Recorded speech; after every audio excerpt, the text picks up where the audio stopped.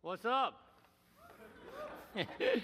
근데 이 자리가 보니까 여기저기 막 드문드문 앉으시고 그랬는데 가능하시다면 우리 어르신들은요 움직이라 그러면 주님 오실 때까지 안 움직이겠다는 그런 마음을 가지고 계신데 지금 가까이 와서 앉으시면 좀 더 은혜가 되리라 생각합니다. 이 뒤에 앉으시는 분들은요 사실 거기가 싸구려 자리입니다. 비싼 자리는 앞자리입니다. 그러니까 좀 가까이 와서 앉으시면 좋겠고요. 여러분들 만나서 뵙게 돼서 반갑고 우리 청년 집회 올 땐 참 이 기대가 있습니다. 그 기대는 무슨 기대냐 하면은 나도 젊어지겠다라는 이런 기대인데 참 와서 느끼는 게 여기에서 이 세대 차이라는 그런 말이 있죠. 세대 차이.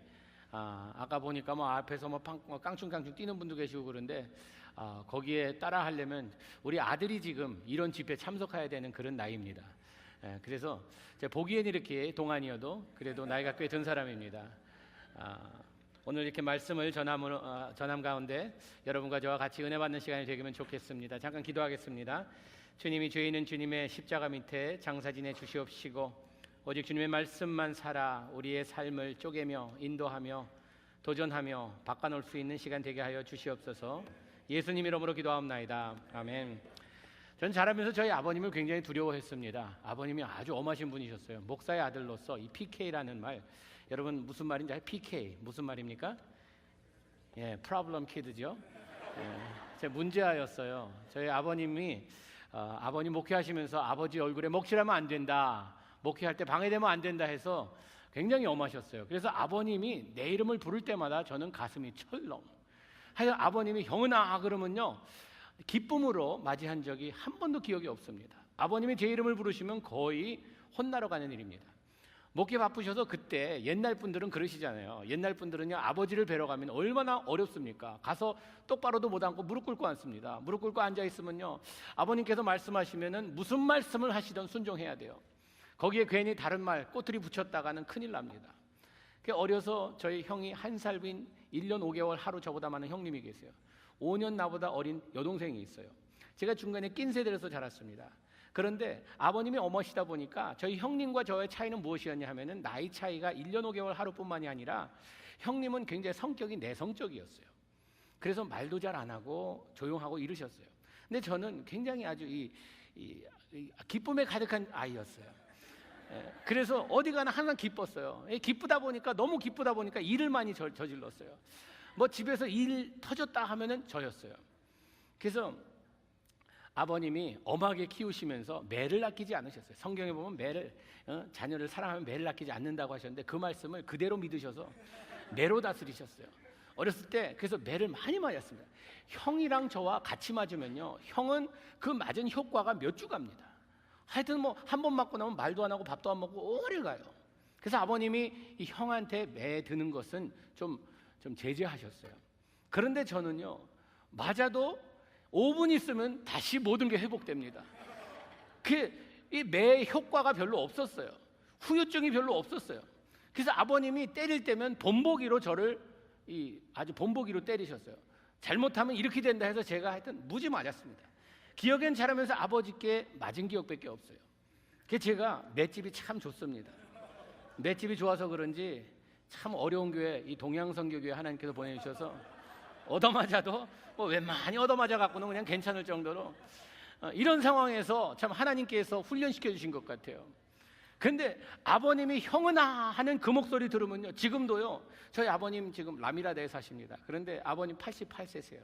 아버님이 형은아 그러면요 옛날 생각을 마음이 이게 기쁨보다는 두려움이 앞섭니다. 어려서 하도 아버님께 혼나면서 자라서. 여러분 우리가 이 세상에 있는 우리 세상 아버지가 나를 부를 때에 참으로 기쁨으로 답할 수 있다는 것은 내가 그 앞에 뛰어나가서 아버지 나 여기 있어요, 나 아빠 사랑해요 이러면서 할 수 있다는 것은요 우리에게 얼마나 큰 축복인지 모릅니다. 그런데 많은 경우에 우리가 하늘의 아버지라 부르는 하나님께서 나를 부르실 때에 나는 어떻게 답하는가? 많은 사람들이요 거기에 기쁨으로 뛰어나가기보다는 하나님께서 나를 부르면은 무슨 목적으로 부르나? 두려움에, 때로는 하나님께서 내가 뭘 잘했기 때문에 상 주시려나, 또 어떤 면에서는 내가 또 하나님께서 불러서 나를 뭐 이렇게 뭐 이상한 거 시키려고 그러는 거 아닐까라는 그런 마음 때문에 여기에서 우리가 모여서 힘 집회하고 있잖아요. 힘이 납니다. 참 어떻게 보면은 참 힘 집회라고 해서 이름 잘 붙인 것 같아요. 힘나라고 힘. 여자들은 조금 좀 헐 집회라고 다음번엔 불렀으면 좋겠어요. 힘 집회가 아니라. 그런데 하나님께서 부르시면은 괜히 이런 데 와서 내가 집회 잘못 참석했다, 괜히 마지막에 여러분의 삶을 주님께 바치려면 나오십시오 하면 그랬다가 뭐 선교사나 목사 되라 그러면 어떡하나. 제가 그런 사람이었어요. 아버지를 두려워했기 때문에 하나님께서 나를 부를까 봐 도망 다녔습니다. 하나님께서 다른 사람을 다 불러도 나는 부르면 안 된다. 저는 형님을 부르실 줄 알았어요. 하나님께서 주님의 사역을 위해서 형님을 부르셔야지 나는 부르면 안 된다. 나는 어려서 만느라고 수고했는데 형은 수고한 게 뭐 있냐. 그러니까 수고 안 하는 사람 하나님께서 쓰시라고. 저는 목사 절대 안 된다 그랬습니다. 안 된다는 이유가 있었어요. 왜냐하면요, 제 생각에는 하나님께서 부르시는데 순종하게 되면 그 인생은 고생, 그 인생은 참으로 힘든 가시밭을 걷는 이런 삶이 될 테니까. 왜냐하면 저희 아버님을 볼 때 그렇거든요. 아버님의 사역에 아버님의 부르심은 뭐였냐 하면 작은 교회 가서 건축하고 어느 정도 잘하면은 또 옮기세요. 아버님은 그게 사명이라고 해서 하시지만 따라붙은 가족들에게는요 지옥이에요. 참, 그래서 저는 이 다음에 나의 후손들을 위해서라도 난 목사 안 되겠다 그랬어요. 절대 난 부르도 하나님께 응하지 않겠다 그랬어요. 그랬는데 언제 내가 완전히 나는 목사 되느니 차라리 죽겠다라고 했냐 하면요, 항상 가정이 어려웠습니다. 더욱이 아버님께서 이민 목회하시면서 그때 몬트레이에서 목회하셨는데, 이 몬트레이 얼마나 휴양지예요. 그 아름다운 곳에서 진짜 우린 거지같이 살았어요.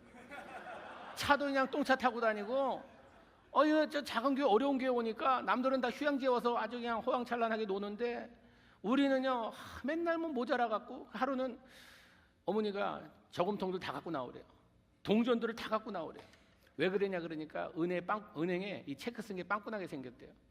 뭐 펜이며 코럴이며 니끌이며 1불짜리 다 갖고 와서 이만한 대접에 하나 가득 들었어요.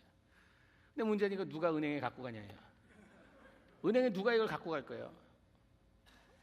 아버님은 보이지도 않으세요. 참 우리 아버님 지금 내가 존경하고 사랑하지만 참 어떻게 보면은 얼마나 창피해요. 아버지가 가정에 모든 걸 공급하지 못하고 해서 동전을 모으게 하니, 형님은요 그냥 고개 숙이고 고개도 안 들어요. 어머니랑 눈 맞힐까 봐. 어머니가 형은아 네가 가라 그러시는 거예요. 제가 항상 제일 만만했어요. 후유증이 없는 사람이니까. 이 냉면 그릇 같은 데다가 동전을 하나 들고 은행에 그것도 차 태워준 것도 아니에요.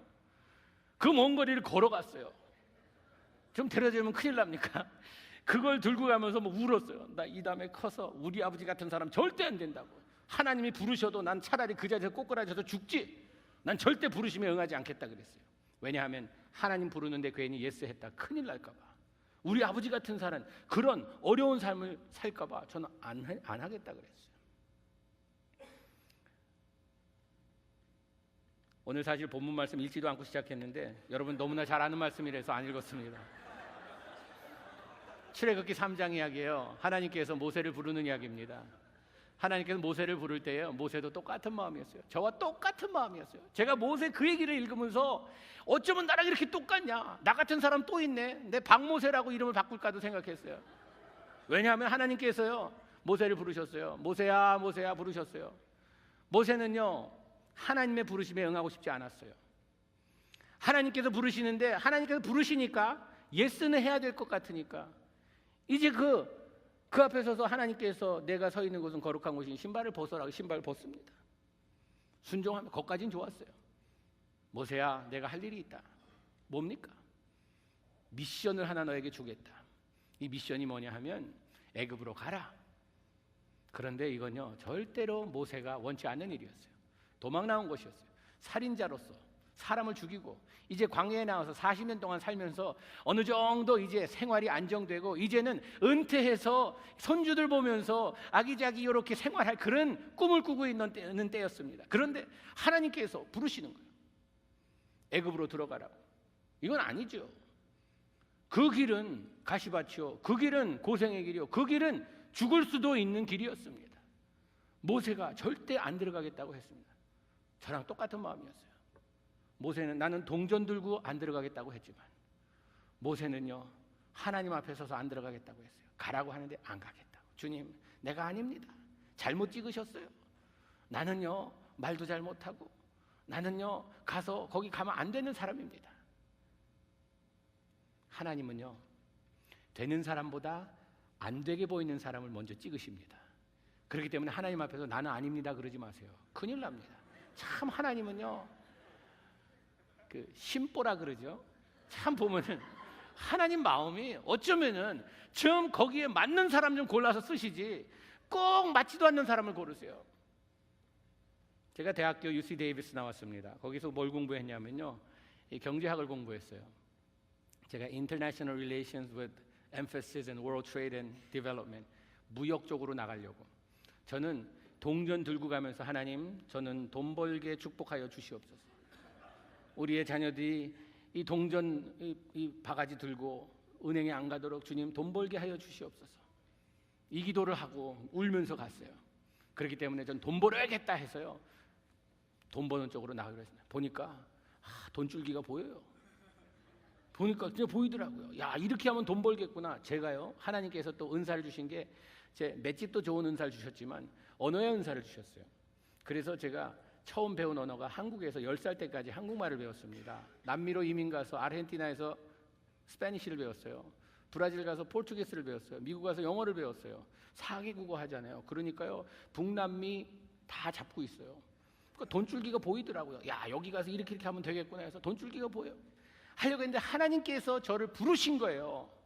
저는요 목사 될 마음 없었어요. 집회 가서 제가 뭘 했냐면 여기 찬양인도 하는 형제님 있죠. 앞에서 막 하면 신나잖아요. 탁 하면 여러분 이렇게 하십시오 하면 다 말 들어요. 얼마나 파워풀해요. 여러분 박수 치십시오 하면 다 박수 쳐요. 손 들고 합시다 하면 다 손 들어요. 야, 이 대통령보다 낫더라고요. 대통령 하다 그러면은 뭐 그냥 데모하고 이러는데 찬양인도전 하라 그러면 다 따라해요. 아주 괜찮다 그래서 대학교에 있으면서 이 기타 배워갖고 이제 찬양인도 하러 다녔어요. 저는 목사님이 집회 다니는데 거기 따라다녔어요. 이 대학생으로서 가서 여름 되면은 이제 청소년 집회하는 데 가서 찬양 인도해 준다고 막 따라가서 막 하는데 이 목사님이 하루는 이 집회 다 인도하고 마지막 날에 이제 결단의 시간에 이 결단할 사람을 부르는 거예요. 여기에 주님의 일꾼으로 일할 사람 나오십시오. 그랬더니요 아무도 안 나오는 거예요. 나오십시오. 창피하잖아요. 그러니까 다 눈 감고 기도하면서 할 사람 일어나서 나오십시오 했더니 아무도 안 나오는 거예요. 진짜 목사님이 불쌍해 보이더라고요. 야, 저 목사님 저래 갖고 집에 가서 시험 들겠다. 나라도 나가드려야지. 그래서 기타도 딱 놓고서 나가서 탁 무릎 꿇었어요. 제가 나갔더니 그 다음에 줄줄이 막 따라 나오더라고요. 그래서 첫 열매가 중요해요. 여러분 첫 열매를 하나님께 드릴 때 그 뒤에 주르르 따라 나옵니다. 그래서 무릎 꿇고 저는요 목사님 불쌍한 마음에 나가서 무릎 꿇고 주님께서 쓰시려면 그냥 돈 버는 장로로만 써주시옵소서. 돈 잘 버는 장로면은 저는 족하겠습니다. 그렇게 기도했어요. 그런데 그러고 그냥 한참 기도하고 또 봤더니 여기 무릎 꿇고 기도했는데 여기가 물이 있어요. 그래서 물을 쏟았나 아니면 내가 무슨 뭐 아직도 나이도 어린데 이 방광에 무슨 문제가 생겼나 오줌 쌌나 뭐 근데 눈물을 그렇게 흘린 거예요. 나도 모르게 기도하면서 눈물을 흘린 거예요. 그래서 뭐 수련회 가면 그렇잖아요. 수련회 가면 다 그 에모셔널 하이라 그러잖아요. 영적으로 참 이게 그러다 보니까 그냥 눈물도 나왔나 보다 그러고 끝났어요. 근데 우리는요 하나님 앞에 우리가 참으로 이게 깊은 생각 없이 하나님 앞에 내 마음을 드리고 기도할 때에 그 음성까지도 들으시는 하나님이십니다. 하나님께서 그 기도를 들으셨어요. 제 아내를 사귀게 됐거든요. 아내를 사귀게 돼서 대학교에서 그 얘기를 해줬어요. 하나님의 영적 체험에 대해서 서로 나누면서 난 이런 체험이 있었다 그랬더니 심각하게 탁 보면서 하는 말이 당신 하나님께 약속하고 지키지 않으면 하나님께서 벌하신대요. 제 아내는 이 한국 이 기독교 교단 중에 이 고신파라고 있어요. 고신파는요 진짜 고리따분한 이런 사람들이에요.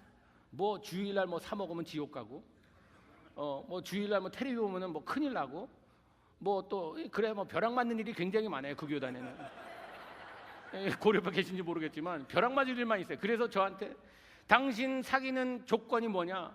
하나님께 약속을 지키지 않으면 자기는 나랑 사귈 수 없대요. 괜히 벼락 맞는 사람 옆에 있다 자기까지 그냥 파편 튄다고 안 된대요. 그래서 저는 할 수 없이 할 수 없이 이 여자와 헤어지느냐 아니면은 신학교를 가느냐. 그런데 제 아내가 제 첫 번째 걸프렌드였어요.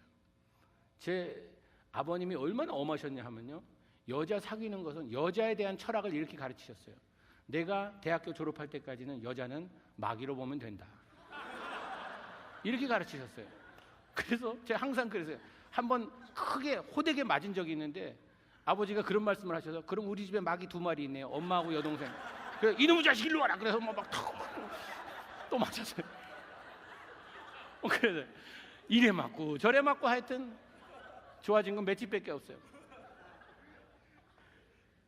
그래서 저는요, 어떤 면에선 등 떠밀려서 갔어요. 신학교 간 게 돈 벌어야 되는데 그냥 1년 가는 척하고 그만둬야지, 이 마음으로 갔어요. 그런데 하나님께서 거기 붙잡아 두시더라고요. 신학교를 졸업하게 하고, 졸업할 때까지도 저는 목사 되겠다는 그런 마음이 요만큼도 없었어요. 그냥 신학 공부하겠다, 신학교 가겠다고 하는데, 여러분, 목사 아들로서 저희 아버님 기뻐하셨겠어요? 슬퍼하셨겠어요? 반대하셨어요. 제가 신학교 가겠다 하더니 너는 안 된대요. 너 신학교 갔다 하나님 놀라신대요. 너는 목사감이 아니래요. 저희 아버님이 반대하시는 거예요. 목사님이 반대하시는 거예요. 너희 형이 목회하겠다 그러면은 내가 두 손 들어 축복해 주겠지만 너는 아니래요. 너는 갔다 하나님의 이름을 망령되이 일컫고 넌 교회를 망쳐놓을 이런 사람이에요. 아유, 지금 아버지가 그런 말씀을 하세요. 축복은 못 해줄 망정. 저를 너무 잘하셨기 때문에요. 놀기 좋아하고. 저는 이게 가만히 생각해 보니까 제가 어렸을 때, 요즘은 ADHD라고 있죠. Attention Deficit Disorder이라고, 집중 못하는 아이가 가만히 앉아, 제가 그 병이 있었어요. 보면 아직도 그 병이 있어요. 앉아서 10분을 못 앉아 있어요. 움직여야 돼요. 막 그냥 궁뎅이가 따가워요. 근데 그걸 아시니까 아버지가, 너는 지그시 앉아서 설교 준비해야 될 때 앉아서 10분만 앉아 있으면 이게 뭐 오금이 저려서 못 있는데 안 된다. 아버지냐 여자친구냐, 여자친구가 훨씬 예쁘게 생겼더라고요. 그래서 아버님 죄송합니다, 일로 가야겠습니다. 이래서 제가 목사 된 거예요. 졸업하고 나서 하나님께서 교회로 인도하시더라고요. 그런데 하나님의 부르심에 등에 떠밀려서 가는 그런 상황이 됐을지라도 뒤돌아볼 때요, 한 걸음 한 걸음 온 그 걸음들에 하나님의 인도하심이 함께 있다는 것을 깨닫게 되는 때가 있었어요. 여러분, 이게 우리의 인생입니다. 지금은 내가 하나님께서 나를 어떻게 인도하시는지 모를지라도 하나님께서 인도하심에 순종하며 따라가는 그 삶 속에서 하나님의 손길을 느끼게 된다는 것입니다. 여러분, 하나님께서는요, 우리의 삶을 통해서 큰 일을 이루기 원하세요. 작은 일을 이루기 위해서 하나님께서 여러분을 이곳에 보내신 것이 아니라, 내 능력에 맞는 이런 일을 하기 위해서 나를 부르신 것이 아니라, 하나님께서는 능력 주시는 자 안에서 모든 것을 할 수 있게 만드시는 능력의 하나님이십니다. 그 능력을 여러분들에게 채워주기 위해서 여기 보내셨다는 것입니다. 제가 성경에서 제일 좋아하는 비유 중에 하나가 이 달란트 비유입니다. 달란트 비유를 보면요, 세 종이 나오죠. 주인이 어디 먼 곳에 떠나가면서 한 종에게는 5달란트, 두 번째 종에게는 2달란트, 마지막 종에게 1달란트 줍니다. 이 첫째와 둘째 종은요, 잘했어요. 받은 달란트로 곱을 남겼습니다. 칭찬받습니다. 문제는 이 세 번째 1달란트 받은 종이었어요. 저는 그 1달란트 받은 종을 보면서 제 자신의 삶을 항상 비춰봅니다. 나도 이 1달란트 받은 종과 똑같다라는 그런 생각을 하게 됩니다. 때로는 내 1달란트로 내가 무엇을 하고 있는가. 여러분들 가운데는요, 많은 달란트 받은 분들도 계세요. 딱 보면요, 제주만 여기 노래 부르는 분들 다 가수예요. 어디 뭐 한국 무슨 팝 가수가 와서 부르는 것처럼 마이크 잡는 것도 보니까 마지막 그 자매는 뭐 이렇게 꺾어갖고 배워서 예 이러면서 뭐 멋지게 뭐 이게 왔다 갔다 하면서 하는 게 이게 잘하는 사람이 하는 거래요. 저도 한번 해봤더니 안 되더라고요. 달란트 많은 분들 여기 있어요. 노래도 잘하시고, 우리 여기 저희 교회 저 찬양팀도 악기 다루는 분도 우리 간사님도 오시고 그랬는데, 이분들도요 악기 제가 이 드럼 치시는 분, 저분 세계적으로 유명한 분이세요. 저분은 두드리는 게 아니라 이건 아주 창작하시는 분이세요. 달란트가 대단한 분들이 이렇게 많으세요. 근데 저는 1달란트도 제대로 안 되는 것 같아요. 어려서부터 전 달란트 없다는 것을 항상 들으면서 자라왔어요. 부모님의 걱정이 너는 커서 모델 되었어요. 그리고 주위 사람들도 쟤는 잘하는 게 없어요. 저희 형님은 손재주가 좋습니다. 제 여동생은요 아주 굉장히 창의적이에요. 그림도 잘 그리고 뭘 잘 만들어요. 저는 잘하는 게 없었어요. 잘하는 거 있다면 매잘 맞고 뭐 잘 망가뜨리고 내 손에 들어오는 거 망가지지 않는 게 없었어요. 그게 제 별명이 파괴분자였어요. 파괴분자라는 이런 말 들어가면서 항상 너는 커서 뭐 될래? 이 말 제 많이 들은 거예요. 저희 이모들도 저만 하면 형은아 넌 커서 뭐 되려고 이러니 맨날 이러세요. 그래서 항상 저는 퀘스천이 이 다음에 커서 난 뭐 될까? 사람 구실이나 제대로 할 수 있을까? 걱정이었어요. 그래서 저는요 제 자신을 바라볼 때 진짜 저는 한 달란트 아니라 한 반 달란트도 안 되는 그런 사람이에요. 그런데 이 달란트 이야기를 보면요 하나님께서 두 가지를 꼭 보시는 것을 우리에게 가르쳐 주십니다. 뭐냐 하면 첫째는요 우리 모두에게 달란트를 주셨다는 것이에요. 적고 많고의 차이지 모두에겐 달란트가 있다는 것이에요. 그래서 시편 기자는 뭐라고 이야기하냐면요 달란트 내가 없다고 생각하는 사람도 있다. 왜냐하면 호흡 있는 자마다 여호와를 찬양할지어다 그럽니다. 살아있다면 달란트가 있다는 것입니다.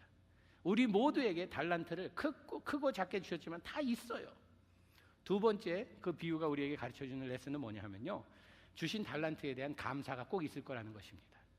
내가 너에게 준 만큼 그 준 만큼에 대한 내가 감사가 있을 것이다.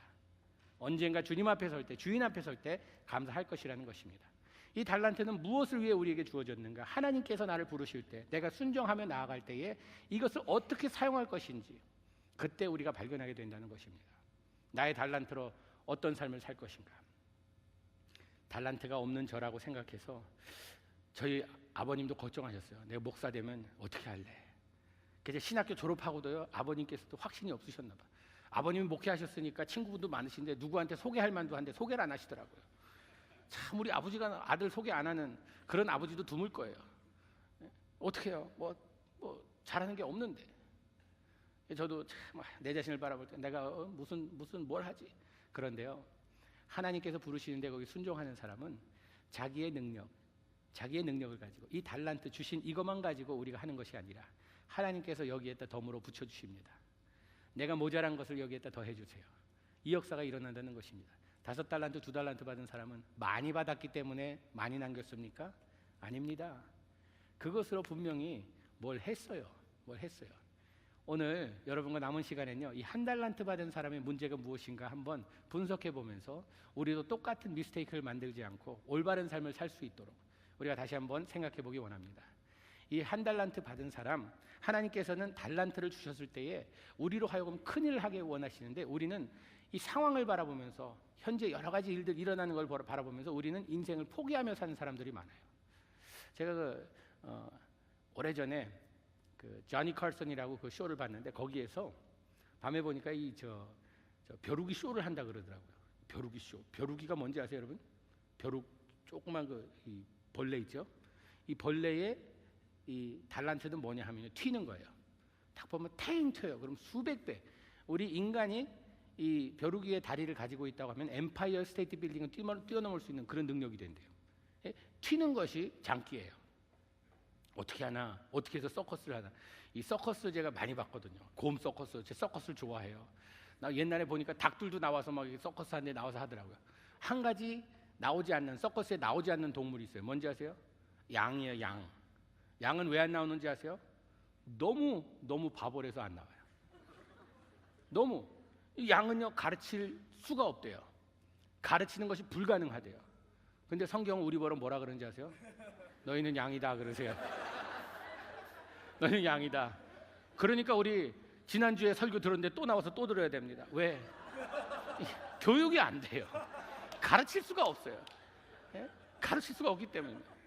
근데 벼룩이 서커스란데. 그래서 궁금해서 봤더니 딱 나오는데 보니까 조그만 그 병에다 가지고 나와서 이 요만한 테이블에 거기에 뭐 자전거 조그만 것도 있고 시소도 있고 미끄럼틀도 있고 그렇더라고요. 조그만 놀이터 같아요. 근데 이 뚜껑에 넣어갖고 나오는데 보니까 사는 것들이에요. 이거 꼬무작거려요. 뚜껑 열어서 저들이 튈 텐데 어떻게 다리를 묶어놨나? 다리를 부러뜨려놨나? 해서 하나하나 놓고 했더니 이 벼룩이가 앉아서 미끄럼틀에서 쭉 내려오면서 그냥 움직이면서 내려오는 거예요. 시소에 놓으니까 오르락 내리락 하면서 놀고 있고. 그래서 어떻게 훈련시켰지? 물어보니까 이제 훈련시킨 사람이 하는 말이 잡는 게 힘들지 잡고 나면 게임 오버래요. 잡아서 목이 낮은 병에다 담아 놓으면요 자꾸 튄대요. 근데 딱 옛날같이 튀는데 옛날에는요 하늘이 높다고 뛰었는데 지금 딱 뛰어보니까 뭐가 걸려요. 뭐예요? 뚜껑이 걸리는 거예요. 뚜껑에 가서 머리를 팍 박고 나서 현기증 일어나서 막 어지러지 하면서 정신 차리고 보니까 왜 이러지? 다시 한번 뛰어봐야겠다. 또 팍 뜁니다. 여기 멍들고 저기 멍들고 부딪히면서 막 멍들면서 그 다음에 이 작은 벼룩이 마음에 이런 마음이 생깁니다. 왜 이러는 거지? 뛰지 말라는 건가? 그러면서 이 작은 벼룩이 마음에 결단합니다. 이제 그만 뛰어야겠다. 뛰지 말고 기자 하고 기어다닌대요. 제가 그걸 보면서 야, 저것이 우리의 모습이 아닌가 생각해 봤습니다. 우리가 세상에서 하나님께서 능력 주시는 자 안에서 모든 것을 할 수 있다는 이런 선포를 하며 살아가는데 우리가 세상의 여러 가지 상황 속에서 부딪히다 보니까 이 뚜껑이 나의 인생에 이것을 앞으로 나가지 못하게 막고 있다는 이것들이 있다 보니까 자꾸 부딪히면서 우리는 마음에 이런 생각을 하게 됩니다. 나는 아닌가 보다.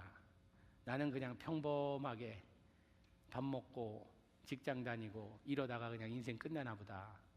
이런 결단을 많은 사람들이 내린다는 것입니다. 대단한 일 하는 것은 다른 사람이 하는 일이고 나는 그 일은 아닌가 보다. 여러분, 그것은 아닙니다. 하나님께서는 우리에게 주신 달란트로 큰 일을 하기 원하세요. 그러기 위해서는 우리 삶에 무엇이 필요한가 하면요, 비전이라는 것이 필요합니다. 비전. 너무 많이 들어왔죠. 저는요 이 청년 시절 때 이런 집회 가면요, 그때 CCC에서 비전 컨퍼런스라고 이 레이크 에로헤드에서 많이 했어요. 집사님 기억나세요? 그 비전 컨퍼런스라고 거기서 막 레이크 에로헤드에서 젊은이들이 비전을 가져라 그러면요 기분 되게 나빴어요. 잘 보이는데 자꾸 비전 가지래요. 안경까지 껴서 잘 보이는데 비전 가지래요. 제 나름대로의 비전을 이렇게 정리해봤습니다. 비전은 뭐냐? 완성품을 볼 수 있는 안목이다라는 이런 생각을 하게 됐습니다. 완성품을 볼 수 있는 안목. 완성품을 볼 수 있다면요, 그 사람은 비전을 가진 사람이에요. 완성품, 이건요 부모님들은 다 가지고 있어요. 비전을. 딱 아이를 낳고 보면요, 아이를 착 쳐다볼 때 비전이 생겨요. 얘는 의사 되겠구나. 벌써 얘가 아직도 고개도 못 세우는 아이가 벌써 가운 입은 게 보여요. 청진기를 목에 두른 게 보여요. 얘가 야, 이게 보여요. 그렇기 때문에 뭐 두 잡 세 잡 뛰면서 아이가 원하는 것은 다 뒷바라지 해줘요. 왜? 비전이 완성품이 보이기 때문에 거기 투자하는 것이 아깝지가 않은 거예요. 여러분이 한 달란트 받은 사람의 문제 뭔지 아세요? 꿈이 없었어요. 비전이 없었어요. 이 한 달란트로 뭐 할지 아무런 계획이 없었다는 것이에요. 이게 뭐가 그림이 나오지가 않았어요. 그래서 아무것도 안 했다는 것입니다. 여러분, 우리 인생에 꿈이 없다고 하면, 비전이 없다고 하면 그냥 닥치는 대로 살아가요. 그러나 내가 하나님께서 나의 삶을 어떻게 이루실 것이다 하라는 이런 꿈이 있다고 하면요, 우리는 그 꿈을 위해서 희생하며 고통도 고생도 감안한다는 것입니다. 꿈이 있는 사람의 특징이에요. 꿈이 없는 사람은요, 첫 번 어려움에 포기해버립니다. 문제는 부모님들은 이 자녀에 대한 꿈을 다 가지고 있는데 똑같은 꿈을 꿔야 돼요. 부모가 꾸는 꿈과 자녀가 꾸는 꿈이 같아야지 그 어려움을 같이 극복하지. 저희 아버님이 저 뭐 되기 원하셨는지 아세요? 의사 되기 원했어요. 참 꿈도 야무지세요. 의사 되기 원하죠. 제가 공부 그렇게 하기 싫어하는 저를 아시면서도 의사 되길 기대하셨어요. 그러면서 항상 하시는 말씀이, 나는 육을 치유하는 영의 의사고 너는 몸을 치유하는 육신의 의사로서 우리 팀워크를 잘해보자. 맨날 이러셨어요. 참 멋있는 목사님들은 말 못하는 목사님은 참 안 계신 것 같아요. 다 말 잘하세요. 근데 저는 아버님 저 공부하기 싫어하는 거 아시잖아요. 그래도 의사 되래요. 그래서 제가 UC 데이비스 들어가서 처음에는요, 저 바이올로지컬 사이언스 프리메드라 그래서 의사 되겠다고 그 공부 시작했는데 뭐 클래스 들어가는 거야 공부하기 싫은 것만 다 나오는 거야. 보니까 이 공부하는 것도 무지 길어요. 책 읽으려 주는 것도 무지 두꺼워요. 1년 하고 집어쳤어요. 나 의사 못 하겠다고. 의사는 아무나 되는 게 아니라고. 그러니까 하시는 말씀이, 너 같은 사람이 의사 돼야 된다고. 아니라고. 그건 아버지 꿈이지. 제 꿈은요, 그거는 아버지 그 꿈에서 깨세요. 형님한테 하세요. 그건 형님 참 차분하고 그러니까. 꿈은 같이 꿔야 됩니다. 여러분, 그렇기 때문에 우리가 배우자를 어떤 사람을 만나느냐가 참 중요해요. 꿈을 같이 나누는 사람이 만나지 않으면요, 나의 꿈도 죽어버립니다. 이 비전 킬러가 있어요. 비전 킬러가. 그게 나의 부인이나 남편이 될 수 있다는 것입니다. 꼭 기억하세요. 하나님께서 나에게 향한 꿈이 있고 참 비전이 있었는데 저 사람 만나갖고, 만났을 때 그건 알아야 돼요. 같이 꿈을 나누면서 꿈을, 어떤 분들은 내가 이제 살면서 바꿔가면 돼. 천만의 말씀. 살면서 내가 바뀌지 그 사람 바뀌지 않습니다. 절대 안 그래요. 그렇기 때문에 우린 꿈을 같이 나누는 사람이랑 같이 있어야 돼요. 꿈은 끝까지 가는 그 완성품을 보는 안목입니다. 재미는 항상 이 예화를 드는데 제가 아주 좋은 남편이에요. 왜 좋은 남편이냐 하면요, 저는 남편의 아내와 같이 쇼핑을 가줍니다. 이게 최고의 남편이에요. 여러분, 남자가 여자 따라서 쇼핑 가는 건요, 이 순교의 정신을 가지지 않으면 못 가는 것입니다. 왜냐하면 우리는 이 쇼핑의 개념이 남녀 사이에 틀려요. 남자의 쇼핑은요, 머리에 떠오르는 물건이 있어요. 어느 가게가 생각나요? 그 가게 가서 그 물건을 가지고 와서 돈 내고 사는 거, 이게 쇼핑이에요. 그죠? 여자들은 쇼핑하면은 머리에 떠오르는 물건이 아무것도 없어요. 그래도 쇼핑 가겠대요. 뭐 사러 갈래 그러면은 I don't know. 그럼 I don't know면 왜 가냐 그러면은 윈도우 쇼핑. 창문 사러 갈 거냐고. 아니 그냥 간대요. 거기를 따라가는 남자야말로 참 대단한 남자예요. 저는 따라갑니다. 왜? 노후 대책을 위해서. 이 다음에 늙어서 밥이라도 따뜻한 밥 얻어먹기 위해서는 젊어서 잘해야 된다는 그걸 하도 귀따오게 들었기 때문에 따라갑니다. 갔는데 한번 메이시를 지나가는데 메이시 화장품 파는 데서 일로 오래요. 카메라 탁 가지고 모니터 2개 있는데 딱 찍더니 아내 모습이 왼쪽에 나옵니다. 한 2, 3초 지나니까 오른쪽에 아내 모습이 나오는데 뭐 주름 다 없어지고 뭐 버짐 있는 거 다 없어지고 점모 다 없어지고 아주 깨끗하게 한 10년은 젊은 얼굴로 나오는 거예요. 그러면서 아내가 가져요. 제 아내가 제 이 삶의 철학을 알거든요. 인간은 흙으로 만들어졌기 때문에 흙을 장식해봤자 흙에서 얼마나 변하겠냐. 그 비싼 화장품 찍어 발라봤자 거기서 거기지. 뭐 그냥 돈만 갖다 바르는 것이지. 흙을 장식해봤자 뭐 그렇기 때문에 아내가 가져요. 그래서 제가 기다리라고. 진짜 이렇게 되는 거예요. 6개월만 쓰면 보장한대요. 이렇게 된다고.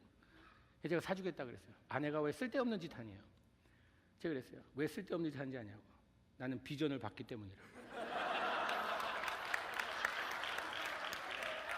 비전을 받기 때문에, 완성품을 받기 때문에 돈 쓰는 게 아깝지가 않더라고요. 여러분, 비전 있는 삶의 삶이 이렇습니다. 완성품을 보게 되면요, 아까운 게 없어요. 우리 부모님들이 자녀들에게 왜 그렇게 투자하는지 아세요? 비전이 있기 때문입니다. 남의 아이들한테 투자 안 하잖아요. 왜 내 아이한테만 투자해요? 여기 비전이 있기 때문입니다. 그렇기 때문에 그래요. 한 달란트 받은 사람 꿈이 없었어요. 비전이 없었어요. 두 번째로 이 한 달란트 받은 사람의 문제는 무엇이었냐 하면요, 너무나 큰 것을 꿈꾸고 있다는 것이었습니다. 다른 두 사람을 보니까 비교의식에 빠져서 저 사람은 5달란트, 2달란트 받아서 뭘 큰 걸 하고 있는데 난 한 달란트로 무엇을 할 것인가, 별로 할 것이 없다고 생각됐는지 땅에 묻어놓습니다. 여러분, 하나님 나라의 비밀은 어디에 있는가? 작은 것에 있다는 것입니다. 겨자씨와 같은 믿음이 있으면 산으로 옮기겠다고 하셨어요. 작은 문으로 들어가라 하시고 어린아이와 같은 믿음을 가지라고 하셨어요. 이것이 하늘나라의 비밀입니다. 그렇기 때문에 우리는요, 큰 것을 꿈꾸기 전에 작은 것에 충성할 줄 알아야 돼요. 여기 이제 주인이 이 5달란트, 2달란트 받은 사람에게 뭐라고 칭찬하는지 아세요? 너희가 작은 일에 충성하였으니 더 큰 것을 맡기겠다고 말씀하십니다.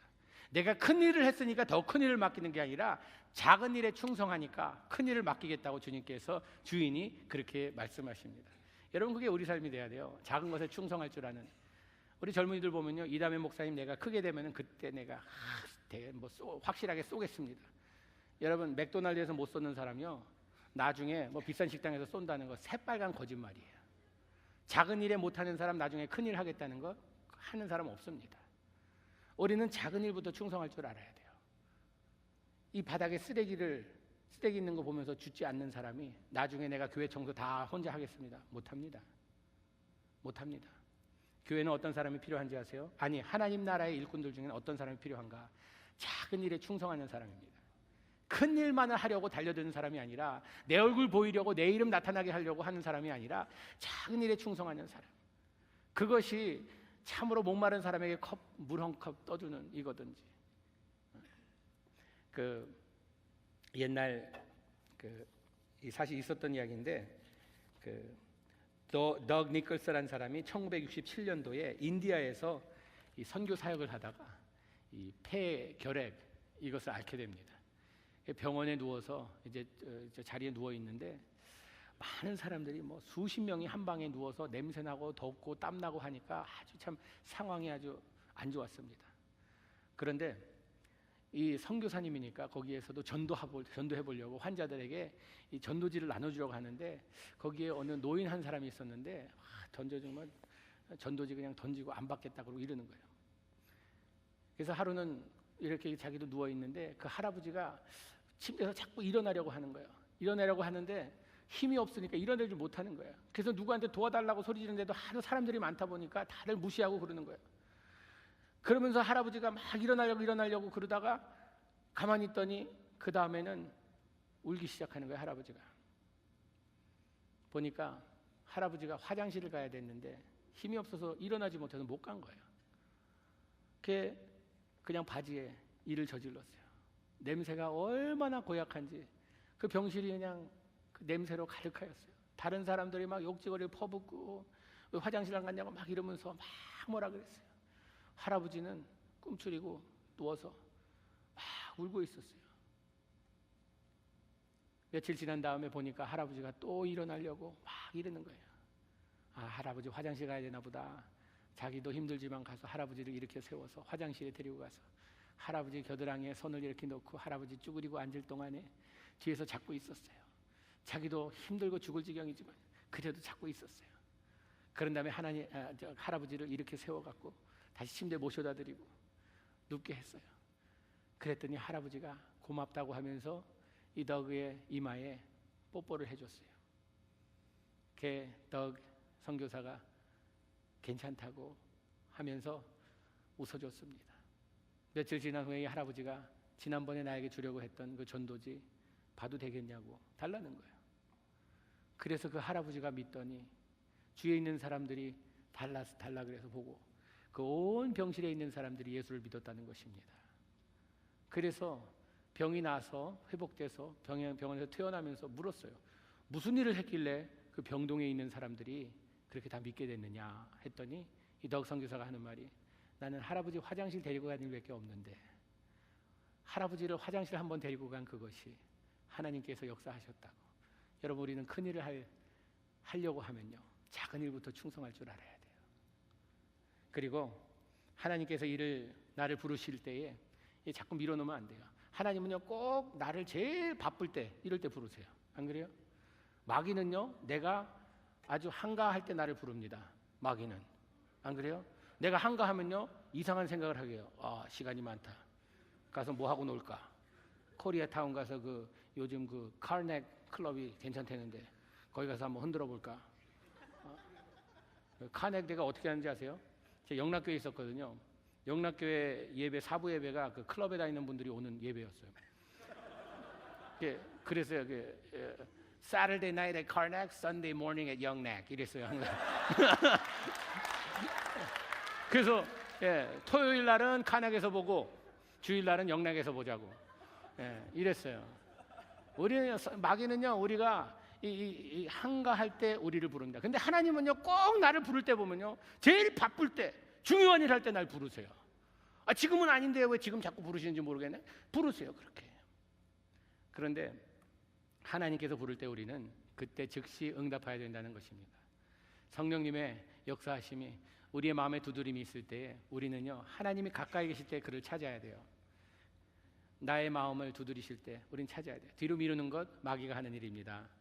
하나님께서 부르실 때 여기 내가 있사오니 나를 보내주시옵소서. 이게 우리의 마음이 돼야 돼요. 인생은 짧습니다. 하나님께서 우리를 언제 부르실지 몰라요. 여러분 젊은이들 거의 모였다 하여도요 순서가 있는 거 아니에요. 나이별로 우리가 하나님 앞에 가는 게 아니에요. 제 친구 중에도 벌써 하나님 앞에 간 사람들 많이 있어요. 그 친구 건강했는데 갑자기 차 사고로 갔어요. 그 친구 건강했는데 갑자기 병 들어갖고 갔어요. 이런 친구들 난 지금 아직 50도 안 됐어요. 저 한 20대밖에 안 보이죠. 20대는 그러고 그렇게 간 친구들이 있더라고요. 그렇기 때문에 우리는요 뒤로 밀어서 하나님을 하겠다, 하나님께서 부르시는데 응답하겠다 하는 것은 어리석은 일입니다. 그건 마귀가 하는 짓이에요. 우리에게 좀 나중에 이따 해도 된다, 시간 넉넉하다. 마귀들이 회의를 하였다고 합니다. 회의 안건이 뭐였냐 하면 많은 사람들이 예수 믿으니까 어떻게 하면 이걸 막을 수 있을까? 그게 안건이었어요. 어디 의견을 내라고 어떻게 하면 막을 수 있겠냐 했더니 어느 마귀가 손 들더니 그냥 한꺼번에 다 죽이자 그랬어요. 그 옛날에 해봤는데 한 명 죽이면 100명이 믿더라. 그건 안 된다고. 그럼 다른 마귀가 손 들더니 그러면 우리 하나님이 없다고 하자고. 아니 하나님 하나님은 아니래도 신이 있다는 것을 사람들이 믿기 때문에 그것도 안 된다고. 옥신각신하고 있는데 저 구석에서 조그만 마귀 새끼 한 마리가 손 들더니 저 의견이다. 뭐냐 그랬더니 그냥 하나님은 살아계시고 그 하나님은 지금도 역사하고 계시다고 이야기합시다. 그랬더니 조용해졌어요. 그 하나님이 세상을 이처럼 사랑하사 독생자를 주셔서 누구든지 저를 믿으면 멸망치 않고 영생을 얻는다고 이야기합시다. 그랬더니 여기서 웅성웅성하면서 하는 말이 저 마귀 자식 마귀 들렸나? 왜 저런 소리 하지 마 이러면서 막 그러는 거예요. 그러면서 예수께서 뭐 부활하시고 뭐 이런 사이에 예수만 믿으면 된다고 합시다. 그런데 이제 돌 들어서 이제 저 마귀 쳐 죽이자고 막 그러는 중에 마귀가 씩 웃으면서 하는 말이 그런데 그 예수 지금 믿지 않고 내일 믿어도 괜찮다고 합시다라고 이야기했다는 거예요. 뒤로 미루는 건요 어리석은 일입니다. 여러분 지금 내가 누구를 용서할 사람이 있으면 지금 해야 되고요. 사랑할 사람이 있으면 지금 해야 되고 뒤로 미루는 것은 마귀가 하는 일입니다. 우리가 주님께 헌신할 일이 있으면 지금 헌신하고 저는 이 뒤로 미룬다는 것 제가 아내랑 사귀면 제 아내가 입양인입니다. 입양인인데 사귀면서 약속한 게 있어요. 뭐냐 하면 우리 결혼하고 나면 입양하자. 입양하자. 그래서 그때는요 헤어질까 봐 두려워서 뭐든지 예스 해야 됐어요. 뭐든지 예스. 그래서 네 입양합시다. 전 입양할 마음 전혀 없었는데 입양합시다 그랬어요. 그랬는데 결혼 딱 하고 나갔고요. 하나님께서 애를 주시는데 정신없이 주시는 거예요. 뭐 하나 낳고 둘째는 생각도 안 하는데 낳고 셋째는 언제 왔는지 그냥 나왔고 넷째는 그냥 뭐 어떻게 기적적으로 어떻게 성령님이 잉태하사 나셨는지 뭐 그냥 뭐 하나 둘 셋 넷 그냥 줄줄이 막 나온 거예요. 그래서 입양은 이제는 생각도 안 하겠지 했는데 넷째가 한 4살쯤 되니까 아내가 얘기를 꺼내더라고요. 당신 약속한 거 있어지. 그래서 무슨 약속? 입양하자 그랬잖아. 나 잊어버린 줄 알았는데 자기는 하루도 잊어버리지 않았대요. 하루도 잊어버리지 않대요. 그러냐고. 어떻게 해요 또? 이 남자는 가정의 머리라 할지라도 여자는 목입니다. If you have a pain in the neck, 이 목이 아프면요 큰일 납니다. 머리를 받쳐주는 목이 돌아갈 때 머리는 같이 돌아가게 돼 있어요. 그렇기 때문에 이 여자의 파워, 우먼 파워는 대단합니다. 남자들은요 강해 보여도 이 코코넛 같아요. 겉은 딱딱해 보여도 안엔 물이에요. 그게 남자예요. 그러니까 어떻게 해요? 아내가 하자고 하니까 순종했죠. 했는데 참 우리가 하나님께서 우리에게 마음을 주시는 것에 순종하며 따를 때에 거기에 축복과 기쁨이 같이 따른다는 거 기억하시기 바랍니다. 우리 다섯째는 한국에서 입양했어요. 근데 얘가 지금 11살인데 2살 21개월 때 왔어요. 너무 아름답게 컸어요. 하여튼 저를 제일 반겨주고 사랑해주는 우리 딸이에요. 뭐 집에 가면요 나를 반겨주는 생명 2생명밖에 없어요. 강아지하고 우리 막내. 다른 아이들은 어디 갔는지 아빠 왔는지 갔는지도 뭐 어디 갔다 왔다 그러면 어디 갔댔냐고 몰랐다고 뭐 이러고요. 참. 그런데 얘는 하루에 한 번씩 아빠 뽀뽀해주지 않으면 큰일 나요. 어디 집회 나갔다 며칠 있다 오면요 낳을 거 미스했다고 4번 키스해야 된다고 4번 키스해야 돼요. 얼마나 아름다운지 몰라요. 그래서 아내가 그러는 거예요. 여보 이렇게 좋은데 이렇게 하나님께서 우리에게 이 아이를 통해서 축복하셨는데 또 하자고. 참 미치겠더라고요. 저는 뭐 아이를 좋아하는 사람은 아닙니다. 많은 분들이요 저 아이가 많다 그래서 목사님 아이 되게 좋아하시나 봐요. 저 아이 싫어합니다. 여기서 말이지만 아이 별로 안 좋아해요. 아이들은요 저는 그래요. 우리 청지기로서 아이들은요 하나님께서 우리에게 주신 선물이고 이제 저들이 성장하면 성경적으로 볼 때는요 한 남자 한 여자가 연합하여 부모를 떠나갈 존재예요. 그렇기 때문에요 부모님들이 여기 부모님들도 계시지만 자녀들에게 투자하는 거 투자 가치가 제일 없습니다. 떠나갈 사람한테 그렇게 투자해봤자 나중에 실망합니다. 제가 결혼 주례 많이 하는데 주례할 때마다 부모님들 여기 앉아서 막 우세요. 왜 우는지 아세요? 이 투자한 만큼 우시는 거예요. 아까워서 어이구 내가 너에게 드린 공이 얼만데 저 도둑놈 같은 저것이 와서 그냥 싹 저 애들 별로 안 좋아하는데 아내가 또 하자는 거예요. 그런데 순종이 제사보다 낫다고요. 집에서도 마찬가지예요. 여러분 여기 젊은 분들 많이 계신데 와이프 얘기 들어서요 잘못되는 거 거의 없어요. 남자 그냥 고집 피워갖고 잘못되는 일이 있어도요 하나님께서 여자는 보니까 남자 만들고 나서 조금 업그레이드 시켜서 만드신 것 같아요. 참 딱 남자를 만들고 보니까 내가 다음번엔 잘할 수 있겠다. 좀 더 잘 만들게. 그래갖고 만드신 게 여자예요. 그래서 여자를 딱 데리고 왔는데 남자가 딱 보더니 뭐라 그랬어요? 첫 마디가 뭐예요? Wow, man. 그래서 woman이 됐대요. 예. 무슨 얘기하다 그걸로 가지? 예, 그 아내가 두 번째 하자는 거예요, 입양을. 그래서 처음에 저는요, 지금 제정신이냐고. 지금 우리 거의 이제 끝났는데, 애들 양육 끝났는데 또 하자는 거예요. 조금 나이 있는 아이 하재요. 한국 가서 제 아는 그 형이 고아원 원장님이신데, 아이 중에 우리 입양할 나이 이 정도 되는 아이 좀 추천해달라 그랬더니 아이를 추천했는데, 너무 이뻐요. 제가 3번 가서 봤는데 첫 번, 지금 5살이에요. 가서 봤는데 처음에 갔더니 제가 아빠라고 했더니 아빠라고 안 부르더라고요. 고아원의 아이들이 원장님을 아빠라고 불러요. 때문에 원장님 제가 아빠라 그러니까 그럼 원장님은 누구냐요? 아빠였는데 큰 아빠고 아빠라고. 두 번째 가니까요, 아빠 왔다 그러니까요, 아빠라고는 안 부르는데 원장님은 큰 아빠라 그러는 거예요. 3번째 만날 때는요, 내 손 잡고 자기 방으로 데리고 가는 거예요. 고아원에 다른 친구들 한 방에 9명이 있는데 8 친구들한테 가서 아빠 왔어 이러는 거예요. 아빠 왔다고. 그 아이들이 진짜 아빠예요? 얘 거짓말 하는 거 아니고 아빠라고. 은비 아빠라고. 그런데 왜 은비 여기 있어요? 좀 있으면 갈 거라고. 아직도 한국에 있습니다. 이제 아마 이번 해 안으로 들어올 텐데 마음을 주셨어요, 제 아내에게. 그 마음을 저도 같이 품었어요. 왜냐하면 비전은 같이 나눠야 되기 때문에, 꿈은 같이 꿔야 되기 때문에 하나님께서 말씀하신 것에 대한 순종을 했어요. 거기에 드는 비용이 대단합니다. 아이 하나 한국에서 입양하는데 35,000불 들어요. 목사 봉급으로서 어디서 35,000불 제가 어디서 뭐 훔치겠어요? 35,000불이 작은 돈입니까? 근데 제가 처음엔 돈 때문에 안 된다 그랬어요. 여보, 나 이래갖고 안 된다고. 지금 아이들 지금 들어가는 것도 많은데 안 된다고. 그랬더니 하는 말이, 여보, 미국에 살면서 자동차 한 대 필요해서 꼭 사겠다고 하면 론해서라도 사지 않냐고. 우리 돈 꿔서라도 하자고. 한 생명에게 가정을 주는 것인데 이 꿈을 이루기 위해서 하나님께서 채워주지 않겠냐고. 첫째도 그렇게 해서 했어요. 한 번 하나님께서 채워주신 거 보니까 두 번째는 저절로 되더라고요. 뭐까지고 돈 걱정 안 하고 그냥 했어요. 근데 하나님께서 그때 다 채워주세요. 놀랍습니다. 여러분, 하나님의 꿈을 꾸시며 하나님께서 부르시는 거기에 순종하며 나아갈 때 하나님의 능력이 나타나는 거 믿으셔야 됩니다. 모세에게도요, 하나님께서 능력을 보여주셨어요. 저는 모세가 저보다 못한 사람이라고 생각하는 게, 아니 모세는요 그 나무 앞에서 떨기 거기 나무 앞에서 막 그 불타고 있는데 하나님께서 말씀하시는 거예요. 모세야 너 가라. 저 못 갑니다. 내가 능력을 너와 함께 하리라. 능력을 보여주세요. 내 지팡이 던져라. 탁 던지니까 뱀이 되는 거예요. 잡으니까 또 막대가 되는 거예요. 이 정도면요, 하나님 살아계시구나, 뭐 하겠구나 이럴 거 아니에요.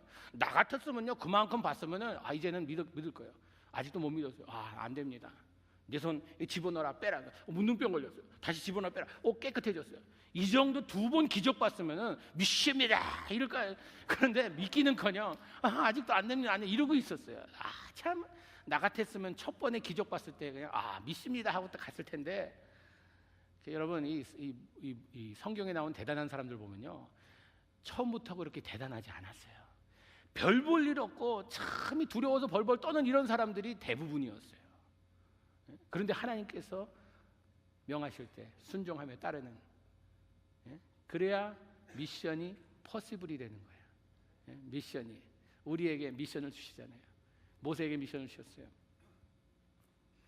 그런데 하나님께서 부르실 때 우리가 꿈을 꾸며, 그리고 작은 일에 충성하며 당장 하나님께서 말씀하실 때 순종하며 나아갈 때 우리는 백발백중 승리하리라 생각하죠. 때로는 그렇진 않습니다. 때로는요, 하나님께서 우리의 가는 길을 평탄한 길로 인도하실 때도 있지만 우리를 연단시키기 위해서 고생의 길로 인도하십니다. 이스라엘 백성들을 가나안 땅에 인도하기 위해서 애굽에서 끌어내셔서 광야로 보내셨어요. 광야로, 그냥 푸른 초장으로 이렇게 간 게 아니라 광야로 보내셨어요. 참 이상하죠? 하나님께서 이스라엘 백성들을 위해서 그들을 구해내셨다고 하면은 거기에서 싹 들어서 가나안 땅에 딱 갖다 놓으면 아주 좋을 텐데 광야의 길을 걷게 하셨어요. 왜? 거기에 하나님을 체험하는 기간이기 때문입니다. 광야는 죽음이 있는 곳입니다. 광야는 도저히 자기의 힘으로 살아날 수 없는 곳이에요. 그렇기 때문에 어디엔가 의존해야 됩니다. 하나님께서는 하나님의 살아계심을 이스라엘 백성들에게 증명해 주기 위해서, 보여주시기 위해서 그런 고난의 길을 가게 하십니다. 우리 믿는 자들도요, 하나님의 꿈을 가지고 우리가 나아갈 때 어려움이 꼭 닥칩니다. 꼭 닥쳐요. 저는 이세 목회자입니다. 저는 이 교회에서 수년 전에 와서 제가 설교할 때 그때는요, 제 이름이 박형은이 아니라 진밥이었어요. 우리 집엔 밥이 풍성합니다. 제 진밥이 있고요. 우리 아들이 셋인데 아들 셋 이름 다 밥이 있어요. 자시밥, 앤디밥, 샘밥이에요. 그런데 영어 목회하는 목회자로서 20년 동안 이제 영어 목회를 했어요. 영락교에서 12년 동안 EM 사역을 했어요. 저는 한국말보다 영어가 편한 사람입니다. 10살 때 한국 떠나서 이민 생활을 더 오래 한 사람이에요. 그렇기 때문에 저는 왜 그러면 이세 목회자가 이 KM에 갔는가? 진짜 KM에 와보니까요, 이 말 그대로 KM, 이 킬링 미니스트리예요. 얼마나 힘든지 몰라요. 그런데 이런 힘든 목회 왜 왔는가? 여러분, 꿈 때문에 왔습니다. 하나님의 꿈 때문에. 무슨 꿈인가 하면 이 세대를 바라보면서, 여러분 청년도 마찬가지예요. 지금 젊은 세대가 교회를 떠나가고 있잖아요. 왜 떠나간다고 생각하세요? 세상이 험해서요? 세상이 어려워서? 여러분, 유대인들의 신앙 교육은 어디서 이루어지냐 하면 가정에서 이루어집니다. 부모님의 모습을 보며 그들의 영성을 보며 신앙을 보며 자녀들이 배워갑니다. 그런데 지금 이민 사회도 그렇고요, 한국 사회도 그렇고, 가정에서, 믿는 가정에서 부모를 바라보면서 하나님을 바라볼 수 있는 가정이 몇 가정이나 되는가 볼 때 거의 없습니다.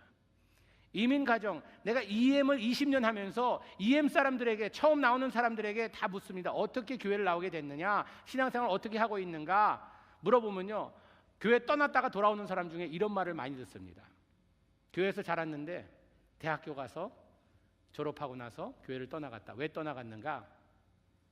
우리 엄마 아빠가 믿는 그 하나님은 It's a joke. 이건 완전 조크라는 거예요. 이건 하나님이 아니라 그냥 자기 이 사회에서 잃어버린 자리를 찾기 위해서 교회 나간다는 거예요. 그냥 한국 사람들 만나기 위해서 교회 나간다는 것이요. 살아계신 하나님을 경배하며 찬양하며 그분을 위해서 삶을 바치기 위해서 나가는 것이 아니라 부모님을 볼 때 이중인격자를 보는 거예요. 그러면서 하나님께서 저의 마음에 이 충동을 주시고 꿈을 주셨는데 뭐냐 하면 1세가 살아야 다음 세대가 산다. 예? 사사기 2장 10절 말씀해 보니까요, 이런 말씀이 있습니다. 한 세대가, 한 열조가 하나님께로 돌아가고 그 다음 세대는 하나님을 알지도 못하고 하나님께서 이스라엘에게 하신 일을 알지도 못하였더라라는 말씀이 있습니다. 무슨 말이냐 하면요, 여호수아 다음에 그 다음에 온 세대는요, 하나님 없이 살았다는 것입니다. 한 세대만 건너뛰면 교회는 죽습니다. 그렇기 때문에 1세가 살아야 다음 세대가 살겠다.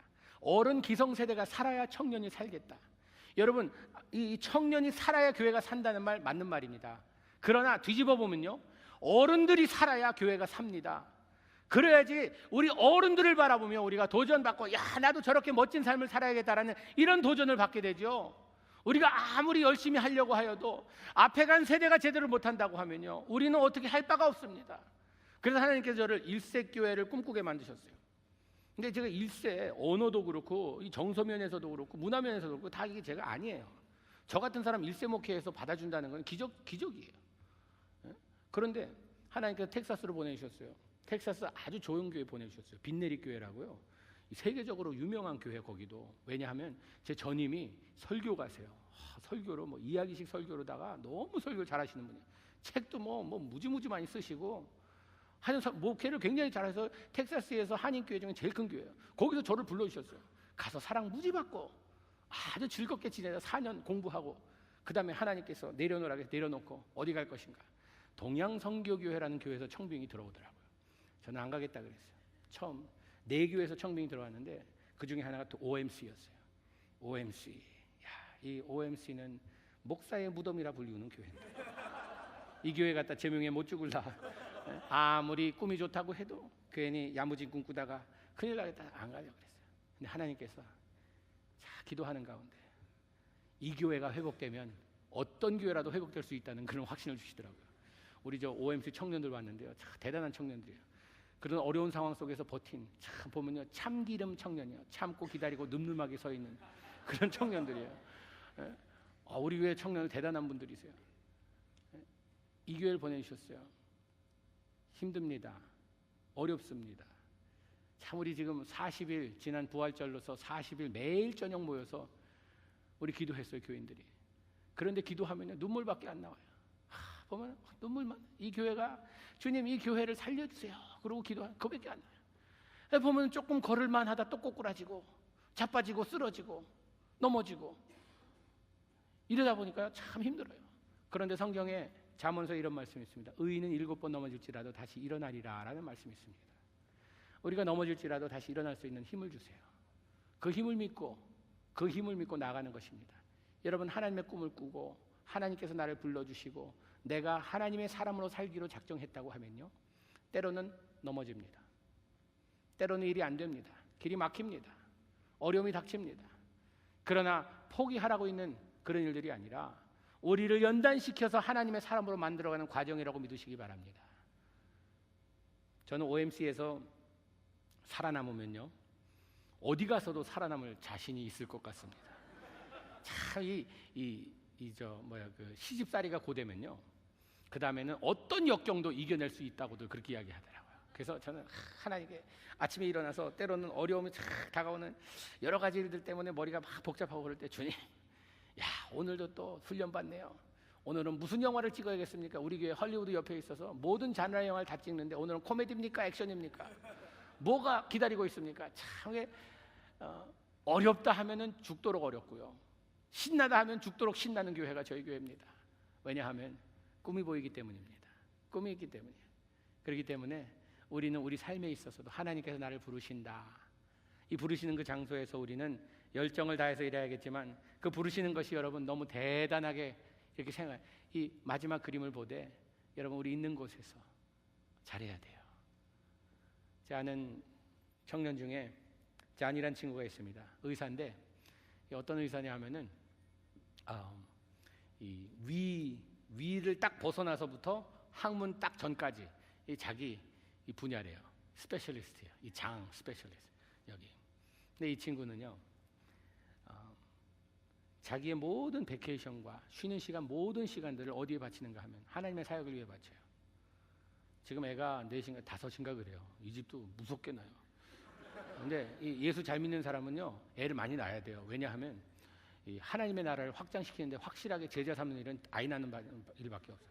여러분 결혼해서요 아이 뭐 하나 낳고 뭐 이걸로 다 잘 키워야겠어. 그러지 마세요. 하나님께서는 우리를요 be fruitful and multiply 이게 자꾸 multiply 하라고 말씀하셨거든요. 둘이서 결혼해서 둘 낳으면요 본전치기예요. 적어도 multiply 하면 4은 낳아야 돼요.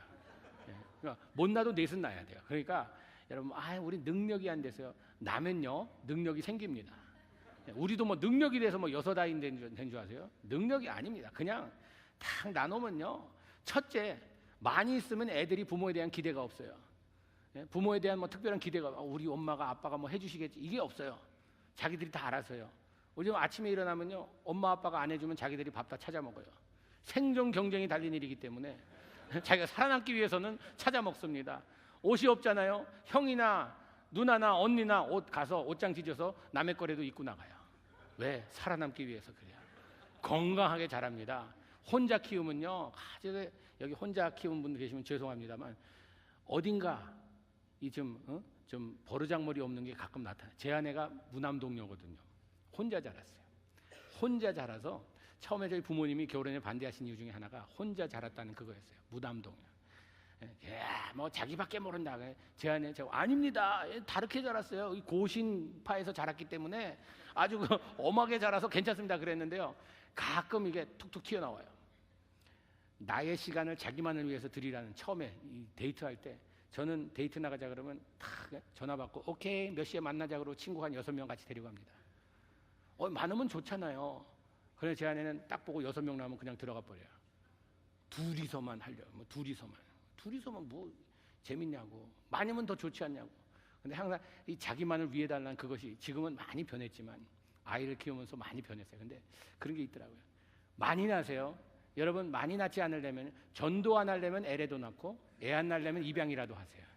입양 안 하려면 입양하는 사람 돕기라도 하세요. 그렇게 하세요. 하나님께서 우리를 각 사람을 부르실 것입니다. 나에 있는 이 자리에서 큰일 하는 것보다 이 존이란 친구, 이 친구가 자기의 모든 시간을 바쳐서 있는 이 빈 시간은 모든 걸 바쳐서 LA 가서 어디 클리닉 가서 볼런티어 하든지 아니면 몽골리아 가고 인도네시아 가고 남미 가고 하든지 친구들이 항상 가만히 있지 않아요. 근데 혼자 가지 않고 자기 친구들 같이 데리고 갑니다. 같이 가자. 그래서 그냥 의사 친구들 치과, 간호사, 약사들 다 데리고 한 10명이서 그냥 쫙 같이 갔다 와요. 얼마나 멋진지 몰라요. 여러분, 우리가 다 목사 되고 선교사 되고 이런 게 아니에요. 여러분 있는 그 자리에서 하나님께서 부르십니다. 양을 치는 그 모세를 하나님께서 부르셔서 하나님의 일을 하게 만드신 것처럼 우리가 있는 이 자리에서 부르세요. 여러분이 학생이건 여러분이 직장인이건 여러분이 무슨 일을 하건 간에 여러분 있는 그 자리에서 하나님께서는 빛과 소금의 역할이 되기를 원하세요. 왜 기독교가 빛을 못 내는지 아세요? 우리는 자꾸 저쪽에 가려고 그래요. 저쪽에 가서만 우리는 하나님의 사랑을 전할 수 있다고 생각해요. 전 참 이 모순이라고 생각하는데 뭔지 아세요? 우리 멕시코에 단기 선교 많이 가잖아요. 멕시코에. 그런데 어떻게 우리 주위에 멕시칸들이 쌓이고 쌓였는데 여기 있는 멕시칸들은 사랑 안 하고 멕시코에 가서 당신은 사랑받기 이래요.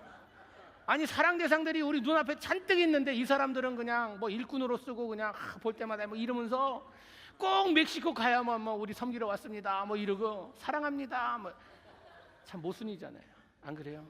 우리 있는 그 자리에서 하나님께서 우리를 부르십니다.